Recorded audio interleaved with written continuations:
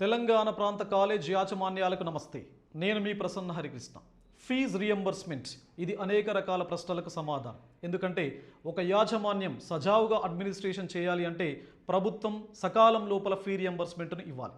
ఒకవేళ ఇవ్వకపోతే యాజమాన్యాలు టీచింగ్ స్టాఫ్కు జీతాలు ఇచ్చేటువంటి పరిస్థితి ఉండదు.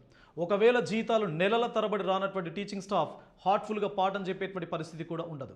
వాళ్ళ సమస్యలు కూడా తప్పనిసరిగా ప్రభుత్వం అర్థం చేసుకోవాలి. ఒకవేళ పాఠాలు కనుక స్టూడెంట్స్కు రీచ్ కాకపోతే స్టూడెంట్స్ తీవ్రంగా నష్టపోయే అవకాశం ఉంటుంది. మరి ఈ తరుణం లోపల గత 4 సంవత్సరాల నుంచి ఫీ రియంబర్స్మెంట్ లేదు. 7,000 కోట్ల బకాయిలు ఉన్నాయి. ఈ కోడ్ తర్వాత వెంటనే ఫీ రియంబర్స్మెంట్ను విడుదల చేయాలి అని చెప్పేసి ప్రభుత్వాన్ని నేను డిమాండ్ చేస్తున్నా.